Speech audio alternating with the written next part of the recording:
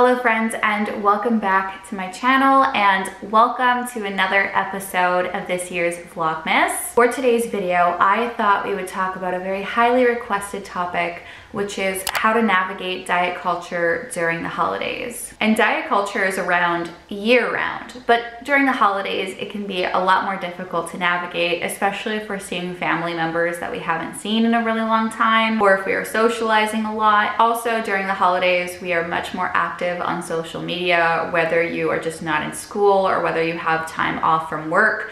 We have a lot more time on our hands, and most of the time, many of us reach for our phones, so we are seeing a lot of diet culture within social media as well.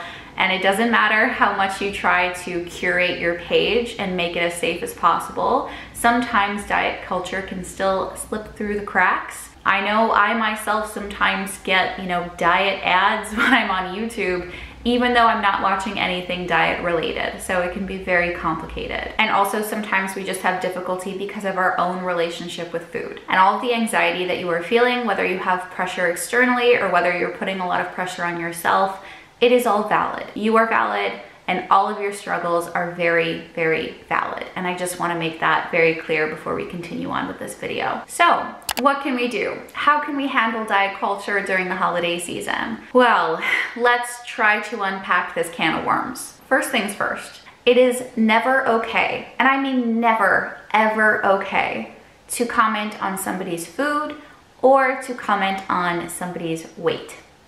Ever. Even if what you think you are saying is a compliment, food and body-related comments are never okay. However, some friends and family members, they haven't received this memo yet, and they still feel compelled to comment on the quantity of our plate, what is on our plate in general. They feel tempted to moralize food and talk about good food and bad food. And of course, there are also people who comment on what our bodies look like, whether we've lost weight, gained weight, whatever it might be. Both of those instances can be extremely triggering for the individual on the receiving end of the comment. So first things first, let's talk about why people make these comments. Because we don't just pull them out of the air, people make them for a reason. And the reason that people make comments like this is because it is very normalized as small talk. It's also very normalized around the holidays just to talk about food, to talk about movement, to talk about how full you are feeling, to talk about New Year's resolutions. All of these things are very common. And so it almost feels like somebody needs to say this in order for it to feel like the holiday season, or in order for them to sort of fill up the silence in between conversation. I just want to say that there are so many possibilities of things that we can say to somebody when we haven't seen them for a long time that have nothing to do with weight and that have nothing to do with appearance. Okay, let's dig below the surface a little bit more. But okay, let's put ourselves in a situation where our family members don't know these unspoken rules, where they still comment on our bodies, they still comment on our food. What do we do? The first piece of advice that I have for you, which is very difficult to put into practice, is to not take anything that anybody says personally and to try your best to not internalize it and to have it stick with you for the rest of the day. Try your best, your absolute best, to reframe somebody's comment about your body or about your food as a reflection of the own person's individual problems towards their own body and towards their own relationship with food. What I mean by that is that nobody who is secure in their body and nobody who is secure in their relationship with food will comment on another individual's body or food. Never. It doesn't matter what that person looks like, but if they're commenting on you and what you look like, they have some unresolved issues towards their own body. It is a them problem. That's the statement that helps me the most, is it's not a me problem, it's a them problem, for whatever anybody says. I want to make this very clear that you are not responsible for the things that other people say. You also don't have to take on the emotional responsibility of unpacking or working through what somebody says. There is nothing wrong with your body. We want to take the fault and put it on the other individual instead of on your body. It's a very frustrating situation. It's a very triggering situation.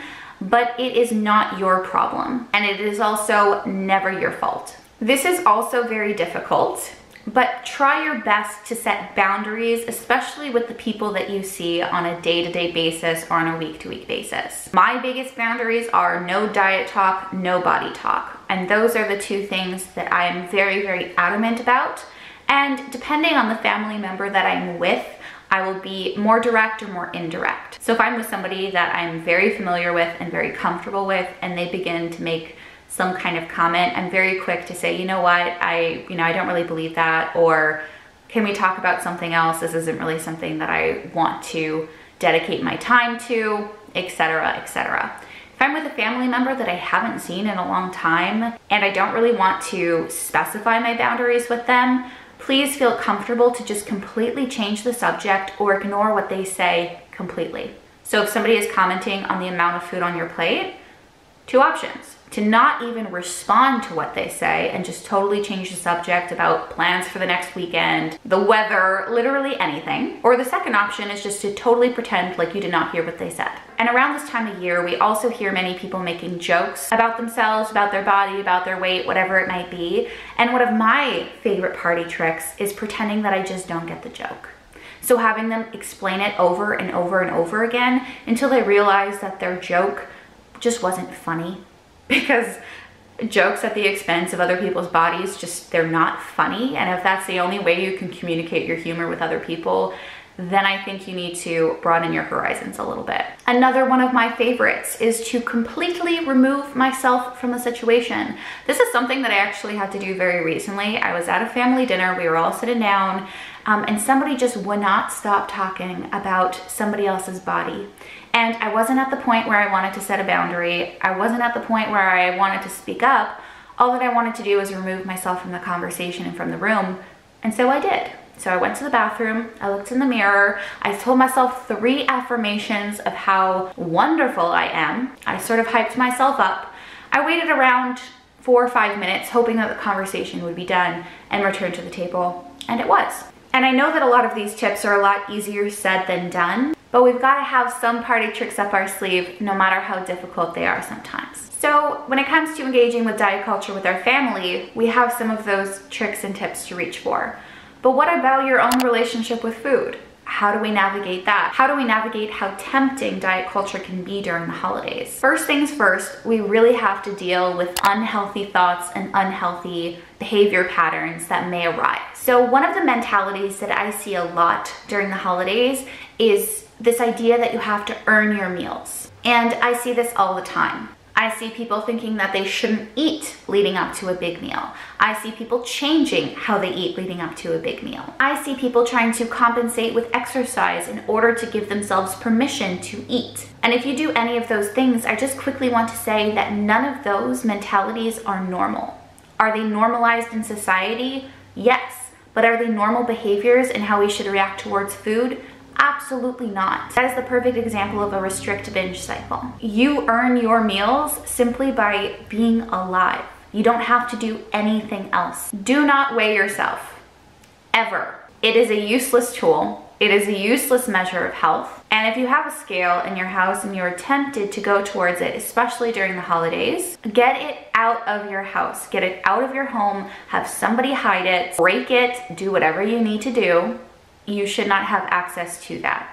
If it is not your scale, and if it's a family scale and you don't have that option, try to talk to somebody that you trust and just ask them to put it in a place where you won't have easy access to it. The idea of burning your food or needing to burn your food is rooted in diet culture and nowhere else. The plate of food that you have in front of you for any holiday meal is not some award for your restriction. It's not some award for your movement. It is just a plate of food and nothing more. It is joy, it is love, it is family, it is culture, it is sustenance. It is whatever you want it to be. But it is not bad, it is not dangerous, it is not scary, even though sometimes it might feel that way. The thing with eating disorder recovery and recovery in general and pulling away from diet culture is that you are doing things that feel wrong on a daily basis. And that is exactly what recovery is. It's doing something that feels very wrong repeatedly, over and over with consistency. And that is the only way we unlearn these toxic diet culture patterns. And as I just mentioned before, something that we are not doing this year is skipping any meals before some kind of dinner or celebration or party. We are not doing that. It is 2021, absolutely not. Your body still needs energy, and it still needs to be nourished, and it still needs that love and care throughout the day, no matter what is happening at the end of the day, no matter what is happening tomorrow, no matter what happened yesterday. Your body still needs food. Skipping meals and snacks is very counterintuitive and also counterproductive because it tends to lead to binges. So let me paint a picture, right? We are so hungry by the time we sit down for dinner that we are not tasting or even enjoying our food. We are just going to try to get as much food in as possible because it is a very primitive response to deprivation. So there is no chance for you to have a satisfying meal. There is no chance for you to enjoy your meal as much as you could have. And that's because we have restricted ourselves during the day. And now we don't even really care what we're eating. We just want to eat something very quickly and get it in. And normally that does not make us feel good. And we are also a lot more likely to face discomfort throughout the day and also after the meal. And you can feel a lot of headaches and nausea and irritability. All of these can be prevented if you were to have eaten earlier on. And again, the chances of you binging at night from restricting throughout the day is sky high. Another really harmful behavior that I see a lot of the time, and I know is very tempting, is for people who want to sort of start a new lifestyle or a new diet in the new year. And most people tell themselves this just to justify the amount of food and to justify the kinds of food that they are eating during the holiday season. And again, as you guessed it, this is a similar restrict binge cycle. So people sort of let go of all of their food rules, eat all of the food that they want in the holidays, and then come January, they end up restricting themselves. I don't know one person who has ever kept a diet, who went on a diet and never went off the diet, that never fell off track, that never stopped for a period of time and then picked the diet back up. I've never met somebody who does that. And that's because dieting does not work. Restriction does not work. Holiday foods are delicious and wonderful, but I promise you that your enjoyment is not fully going to be there if you make it a mission to eat as much of them as possible, because you will never touch them again come the new year. Why can't we eat our favorite foods all year long? We can. You have permission, you are just not giving it to yourself. Eating tasty foods in amounts that are respectful to your own body, which is different for everybody, really helps prevent this all or nothing mentality around food. I'm online a lot, as you guys know, and some really harmful advice that I see thrown around all the time when it comes to binge eating is for people to not keep their binge food in the house. And I just want to say that this is a recipe for disaster, because when you do end up engaging with those foods, you will feel completely out of control. We want to be able to include all foods on a daily, weekly, monthly basis, whatever it might be. But we always want to have permission to eat whatever we might want. When we add restrictions into our life, our brain is wired to want what you are restricting more than ever.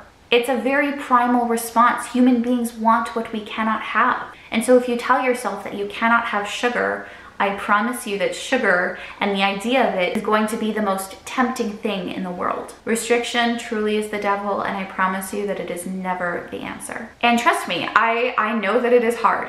I know that navigating diet culture can be very complicated, especially with an added element of social media, because I am seeing so much crap on social media right now, and it literally grinds my gears. It makes me so upset. And I see a lot of it mainly from like the fitness/wellness worlds, because it's very predatory in the way that they prey on people and their insecurities, especially going into the new year. There's this meme, I'm gonna try to insert it on the screen right now, but it basically says, "Merry Fitness, enjoy your feast now, you will kill your workout later." Excuse me, what?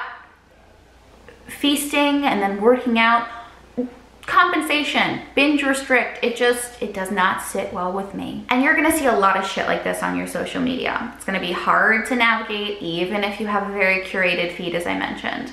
So Just be prepared to see things like this and understand that it's truly unavoidable no matter what. So if seeing all of these discussions and all of these memes and all of these photos that can be really triggering is unavoidable, how do we handle it? For me, the biggest help ever was understanding the motivation behind the beauty industry, behind the diet industry, which is money. The diet and weight loss industry, as of right now in 2021, is a $71 billion industry. $billion industry. And I think seeing this diet world and the diet industry as an industry is very, very helpful when it comes to navigating it. Every time you hate yourself, somebody profits from that, and it sure as hell is not you. And the diet industry really loves to hide behind the pretense that they are simply looking out for consumers' health and well-being. Well, honey, I just want to say that that is a load of bullshit. Like, I've never heard something more disgusting and gross and wrong. And diet companies now don't even want to be labeled as diet companies. And I think Noom is a perfect example. Diet companies know that diets don't work.